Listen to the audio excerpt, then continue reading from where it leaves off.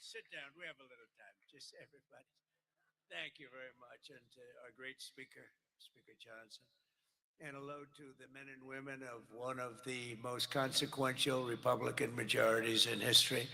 It's not a big majority, but it's just about the most consequential. The job you've done is incredible. And they are members that are warriors and really people that are for the American people. And that's why you're doing well. And I think that's why we're going to continue to do well. We're fighting a little tradition. Historically, the person that wins, Democrat or Republican, wins the presidency. For whatever reason, it doesn't work out. But we've done it a lot. I don't know.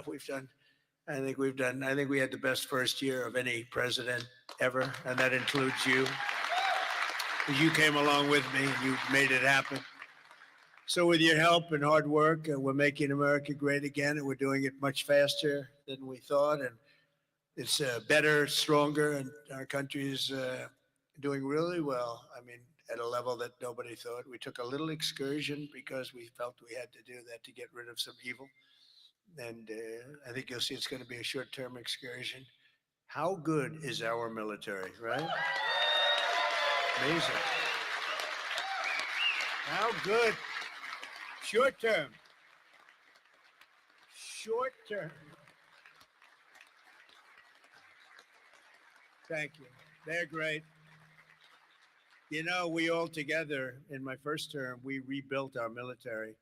And I didn't know I'd be using it so much in the second term, but we have a military like no other, is not even close. But I especially want to recognize the rest of our amazing House Republican leadership team and so many of my friends that are congressmen, some senators. We have some great people in this room, but including Majority Leader, a real brave guy, because I know the real story. I was there that night with him in the hospital when he was given a very small chance of living by a doctor who was very good, by a wife who was desperately in love with him. She cried so much. Because I've seen the other two. I've seen guys at the end of the line, the wives aren't exactly shaken up.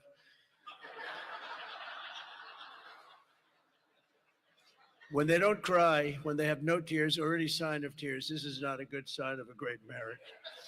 But he must have a great marriage because she was just devastated. She was going to lose her guy. But it worked out that the doctor said more blood was put into him than he's ever seen. He was in big trouble. I looked at him that night and I said goodbye to him, but he made it. He was brave, and look at the way he fought back from so many different things. Steve Scalise.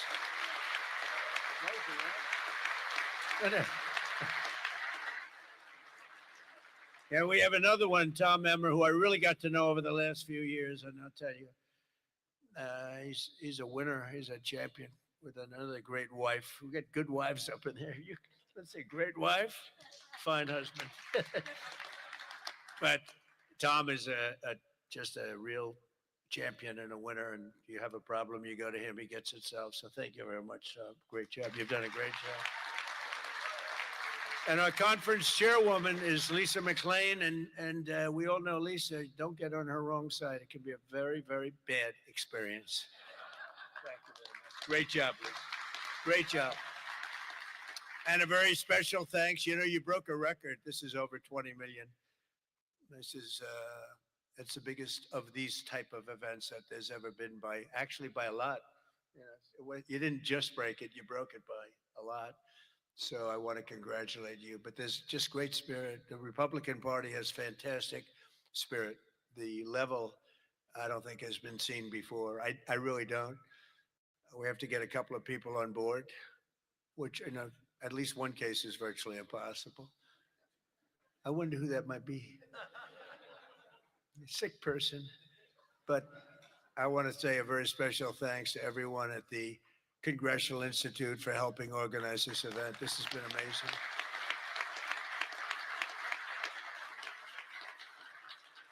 And over the past 9 days, we've been reminded of how vital our Republican majorities are. And it's America's future. We're really fighting because these people, you saw the other night at the State of the Union, you saw these people. They wouldn't stand for a mother who just lost her daughter by having her throat slit from behind. They wouldn't stand for the helicopter pilot who just got the Congressional Medal of Honor for landing safely in Venezuela, a helicopter with a lot of soldiers on that helicopter. And he was able to land it safely, and his leg was practically ripped off. And for those people that know about helicopters, you land them pretty much with your legs, right, Tom? You land him with the legs, and he was in bad shape, and he got that. Not only landed, he landed in exactly the right spot at exactly as blood was pouring down the aisle, which didn't make all of those soldiers in the back feel too good. They're looking at a pilot who's bleeding out, but they didn't want to stand for that. They didn't want to stand for a 100-year-old soldier who had left a legacy of bravery. Everybody talked about it for years, and it was time for him to get the Congressional Medal of Honor. They didn't want to stand for him. There's something wrong with those people, and we can't let them ever be in a position where they can lead this country again or destroy this country again, because we almost lost this country. This country was close to being lost. The representatives in this room provided the pivotal votes in securing a record $1 trillion for the United States military this year. And now the world is witnessing the importance of that investment with one of the most complex and stunning operations ever conducted. And that's Operation Epic Fury. That's a great name, isn't it? Epic Fury. That's even better than Midnight Hammer, which was pretty good too, right? That was where we knocked out their nuclear potential. That was a big day, because if we didn't do that, they would have had a nuclear weapon within 2 weeks. And I think we'd be in a lot different situation. And then you had, of course, what they did in Venezuela, how that was just so far so good. We've done a real job. We've got all good ones. If you go back and you look at Afghanistan with Biden, one of the worst, I think the most embarrassing moment in the history of our country. If you look at what happened with Jimmy Carter, also with Iran, but if you look at what happened with the helicopters and the hostages, it cost them the election. It was what a mess. The world respects us right now more than they have ever respected us before.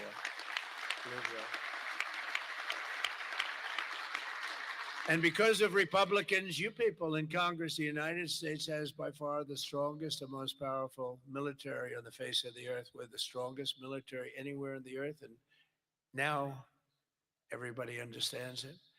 Together with our Israeli partners, we're crushing the enemy in an overwhelming display of technical skill and military force.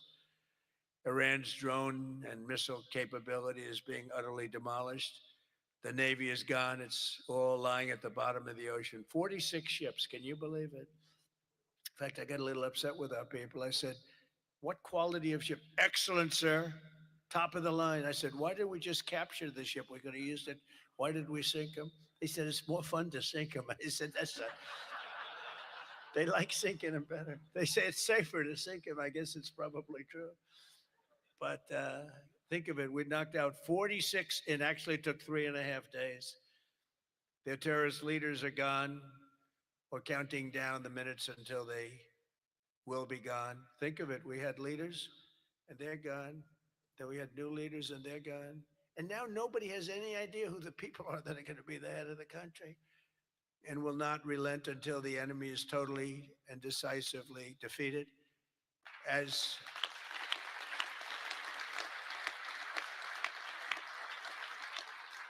And remember, Iran did so many bad things. They were really, if you look at Soleimani, who was taken out, as you know that, but you know who.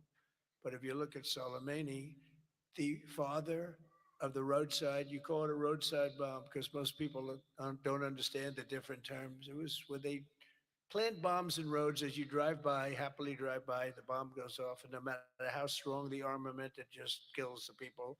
Or you lose your arms, legs, and face. And those bombs got worse and worse, and he got happier and happier, and we took him out. That was a big thing because he was the head. It might have been a much different story. They may have been much more capable than they are had he lived, because he was capable. He was vicious, violent, and capable. But we got rid of him first term. And we did so many things. I mean, we've done So many things, but as you know, on Saturday I traveled to Dover Air Force Base to be with the families of six fallen warriors as they returned to American soil. And I know that everyone in this room joins me in sending our prayers and eternal gratitude to the families of those great heroes. Those families are incredible families. Devastating to be. Hardest thing to do. You know, I've done it a lot. The hardest thing to do is to go to Dover because Dover is where, for the most part, a lot of the fallen, the warriors, the great young people that have died in war, they seem to mostly go to Dover. They come home to Dover. Dover does a great job of handling things. They have men assigned to the family. They have men and women that are incredible assigned to the families. It's a beautiful thing, but it's also a very sad thing. But they all said one thing to me: "Make sure you win, sir. Make sure you win." They weren't playing games. They want to make sure. They said it. Everybody said it. They were separate, and but everybody said the same thing: "Make sure you win." We will. We've already won in many ways, but we haven't won enough. We go forward more determined than ever to achieve ultimate victory that will end this long running danger once and for all. 47 years, it should have been done a long time ago. The world would have been a different place had some president had the courage to go and do it. They should have done it many, many times. They had many opportunities. The United States of America is the greatest and most exceptional nation in human history and will not be threatened by evil terrorists and lunatics any longer. We just can't do that. And you know, when I always talk about how great our nation is, I don't know. I don't consider our nation very great for 4 years under Biden. We were a laughing stock all over the world. We were a laughing stock. So, you know, I say great, great, great. But I don't know. When you look at what happened with so many different things, the open border, 25 million people, many of them very bad people pouring into our country with open borders that just said, come on in, come on in. Makes no difference. They emptied their jails into our country.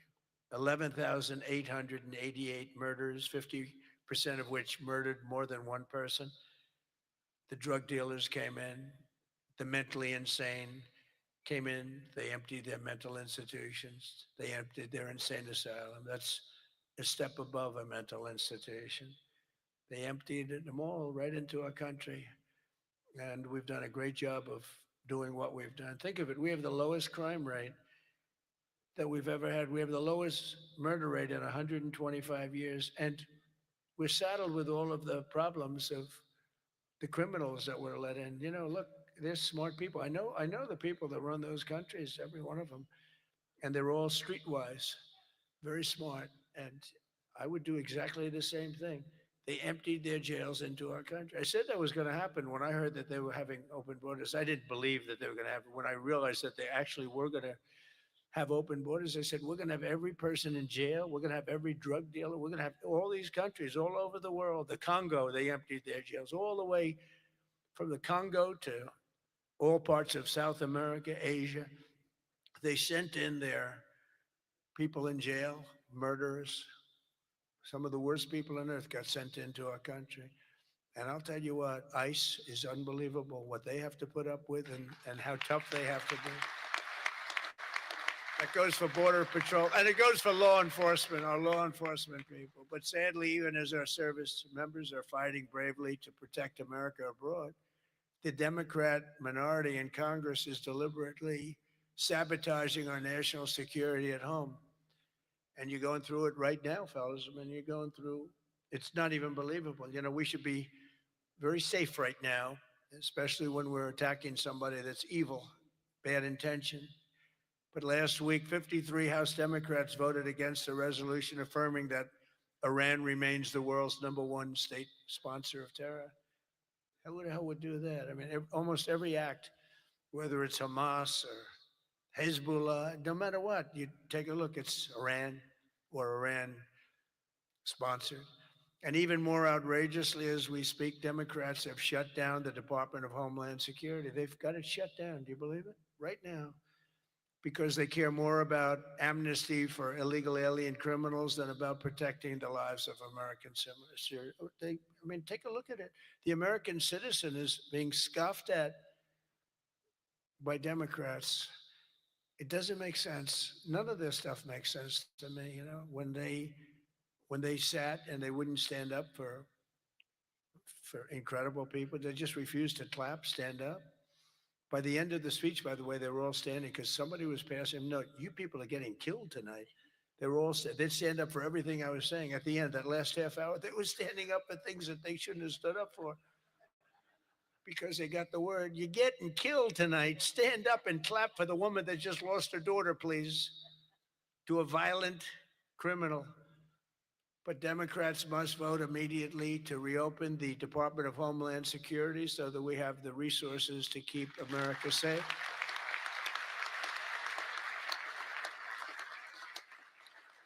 And under our pro-America, pro-worker, pro-family agenda, our country is winning again and America is respected again. And I think we have a country that's as hot as it's ever been, ever before, maybe hotter. And I say it all the time. The king of Saudi Arabia said it to me better than anybody could say it. He said, I get along with him very well, very smart person. He said, a year and a half ago, your country was dead, absolutely dead. We never thought it was coming back. And now you have the hottest country anywhere in the world. It's true. We're the hottest country anywhere in the world by far. And that's before we showed off our military strength with Venezuela and now with Iran. Iran was supposed to be this big, powerful country. We wrapped the hell out of them. And, I don't know when they cry uncle, but they should have cried it 2 days ago, right? But they don't have anything left. In our country, inflation is plummeting. Incomes are rising. The economy is surging. Our border is the most secure at any time in American history. And the murder rate is the lowest in 125 years. That's before my father was born. My father was born 6 years later than that. I don't know if he'd like me to say that. Never liked to talk about his age. He said, don't talk about that. But think about 125 years ago, 1900, the year 1900, the stock market has set 53 all-time record highs since the election. And it's going to go a lot higher as soon as we get rid of this stuff that we're doing right now, that we really had no choice. I mean, I think I asked people, I said, would you rather do this or would you rather go along nice and smoothly, but eventually have a catastrophe the likes of which perhaps the world has never seen? And just about everybody says, except for lunatics, said, no, you had to get it done. Should have been done a long time ago. The average 401k is up almost $35,000. Think of that. It's at the best they've ever done. And I think you're going to see some real numbers when this gets, because this was always a dark cloud hanging over not only Israel, which was going to get wiped out.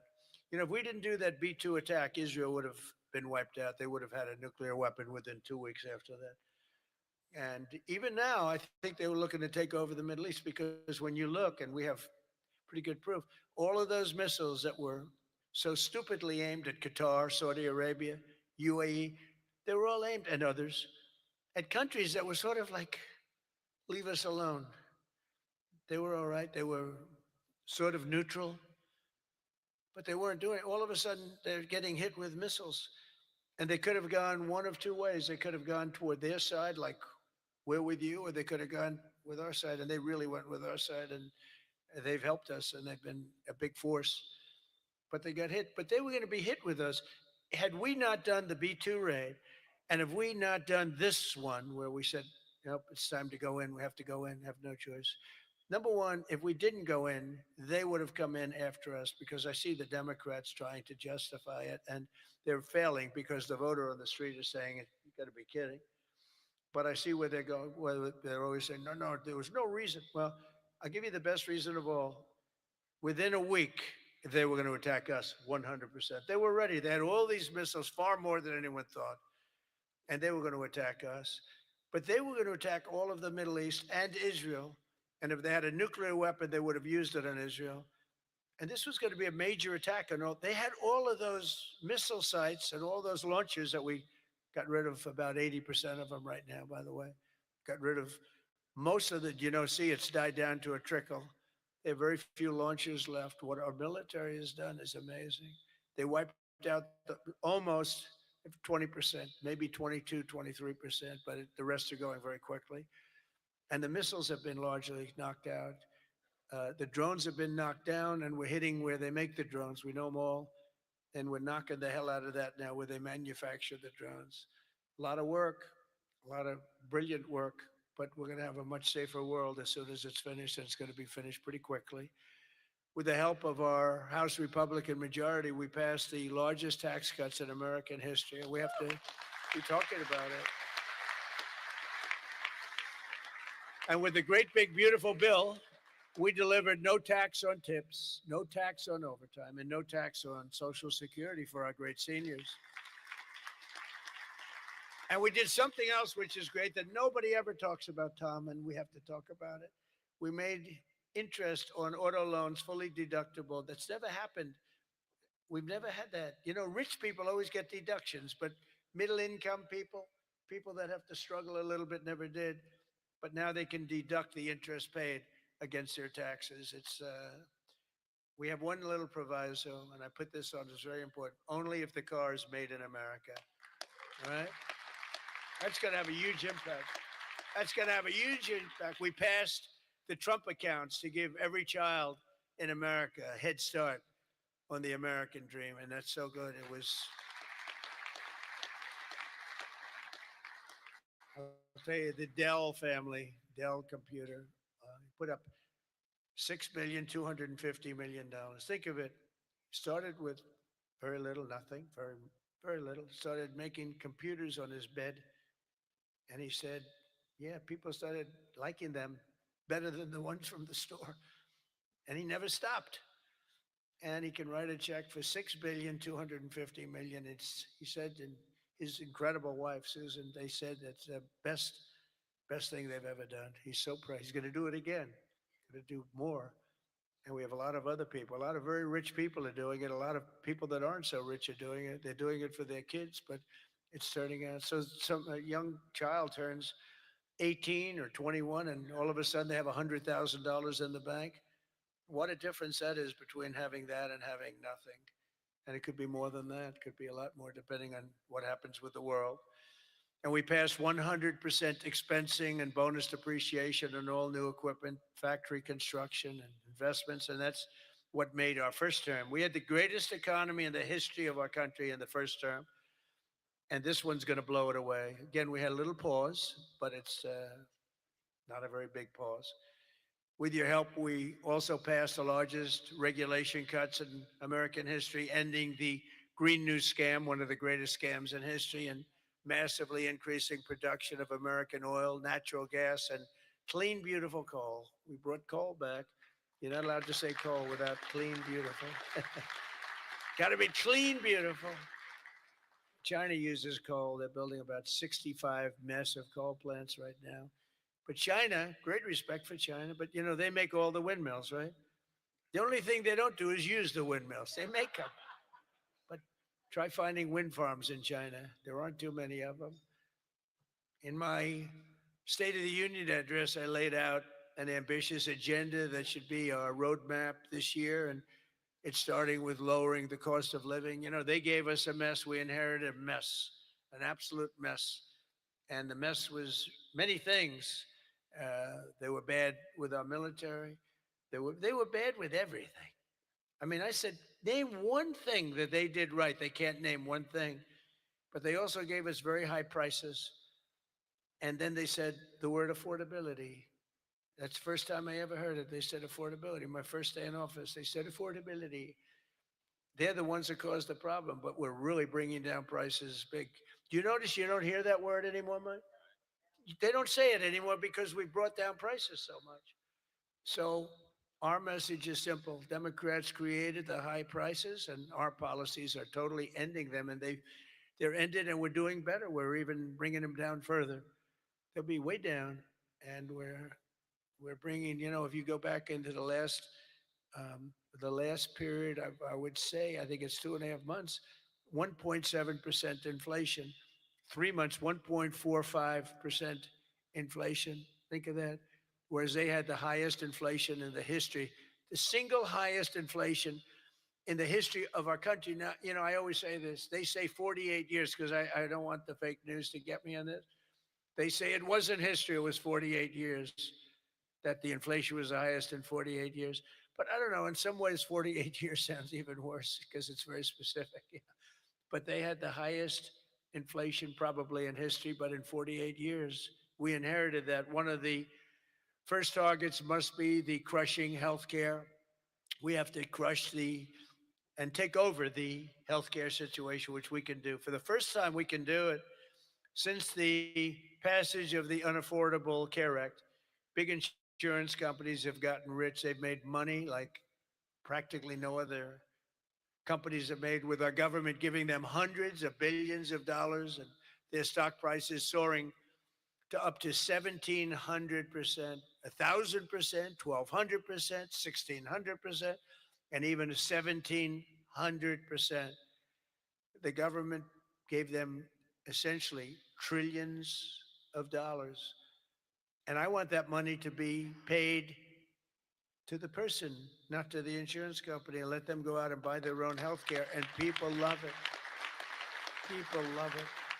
You'll get better health care at a much lower cost, and they'll be sort of part of the system.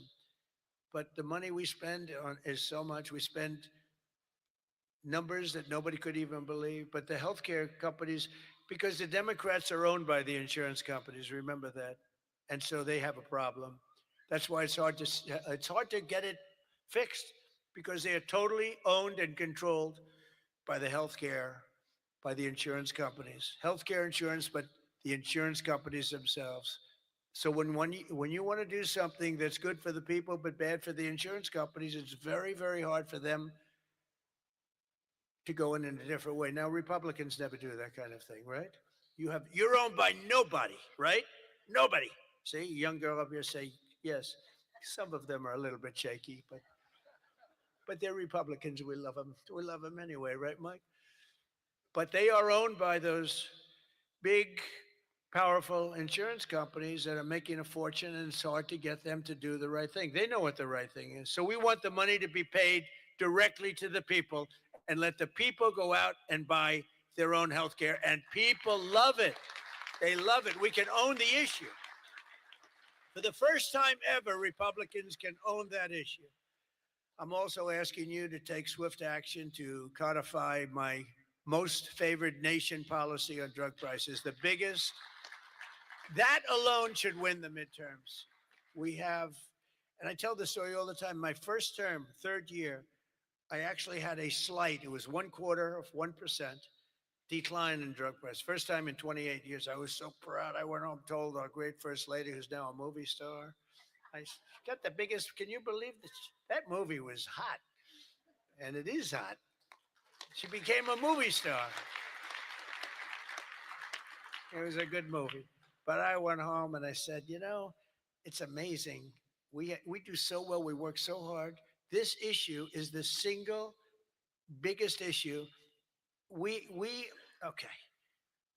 I had a news conference, I'm embarrassed to say, a long time ago, my first term, third year, because I went up to a level that I did things that nobody's ever done. 28 years, I brought it down 1/4%. Now I brought it down 80%, 90%, 75%, depending the way that it's driving the fake news crazy, because I say 400%, 500%, 600, depending on the way you want to talk about it, if you want to talk about pricing. But using a conservative number, what we've done is we paid the highest price for drugs anywhere in the world, and now we pay the lowest price for drugs anywhere in the world. We are tied for the lowest price. Whoever has the lowest price, that's what we pay. And I did that through tariffs. We had a little disappointing decision, to put it mildly, from Supreme Court. Terrible decision for the people. But the good news is I have lots of other ways of doing the same thing. I just have to work a little harder. They want me to work harder, but we're doing the same thing with a lot of work. But I used tariffs to get this because I went to other countries. The drug companies were not easy, but I got them. I said, we're not paying. We were paying for a pill $130 that in London and Germany and different places you'd pay $10. So we were paying 13 times more. They're paying $10, we're paying $130. And the drug companies, I called them in. We had a rough time, but it wasn't that bad. And they agreed because they knew that I couldn't get the countries. You had to get the countries to approve it. And I called up, and you've heard me say this a couple of times, not often, but I called the countries up. I called up France. I said, Emmanuel, you have to cut your good friends from America a reasonable deal. What's happening is you are paying a tiny fraction for drugs. I said, no, no, Donald, I cannot do anything about that. I said, you can, you can. He said, no, no, I will not do it. I will not do it, because he'd have to raise his pill from $10 to 20 and maybe even 30.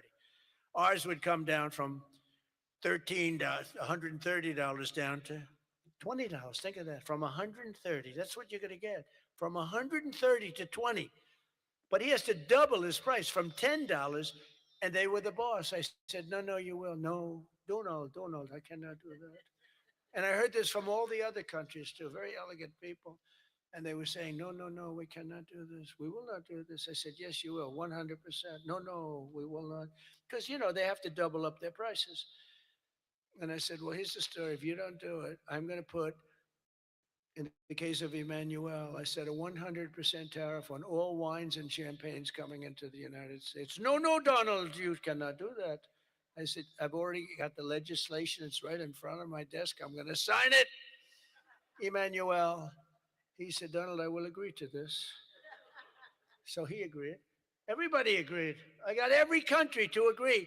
And now you've done something that no other president could have done. No, I don't want to brag. But, they've said this about a lot of things. No other president could do some of this shit I'm doing. No other president. The things I'm doing, nobody else was going to do it. They say it all the time, sir, could you do this? You're the only one can do it. But we got it done, and we got the countries to all go along. Because I said, if you don't do it, I'm going to raise your tariffs to 200%, to 150%, and that's 10 times more than I'm asking for. And every single one, if it took me 5 minutes, that was like a long time. I was doing badly with that one. So now we have most favored nation pricing into permanent law, and you should codify it. But I don't care that much about codifying it, because what politician is going to agree to increase drug prices by 500%? Okay. So, but it's still good to have it codified. Don't you agree? They're saying, sir, we have to codify it. I said, that's okay, but I'm not. Other things you should codify. That I can tell you. This one you should codify, because you want to take credit for it. You want to take credit for it. So if you can, please codify it. Get out there and codify. You're getting an 80%, 85%, 55%, 70% reduction in drug prices. Codify it. But if you don't, no president's going to raise it, in my opinion. Although they are crazy, these people are crazy. They could find a way. You better get it codified. And as we work to bring down interest rates so that more Americans can afford a house, I'm also asking you to ban the Wall Street firms, large Wall Street firms, institutional investors, from buying up thousands and thousands of single family homes, hundreds of thousands of homes, because homes really are for people, not for hedge funds. We want to get the market out so they can do it, and we're stopping it. We want people to be able to buy a house. It's the American dream. Buying a house is a part of the American dream.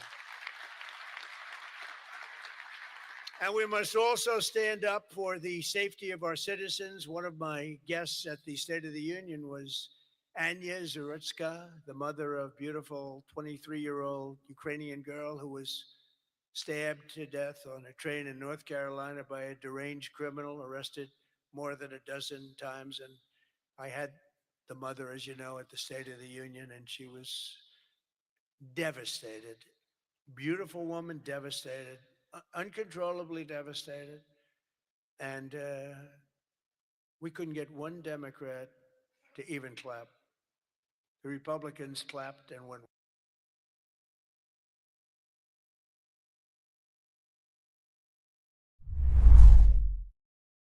Subscribe, like, follow, and share.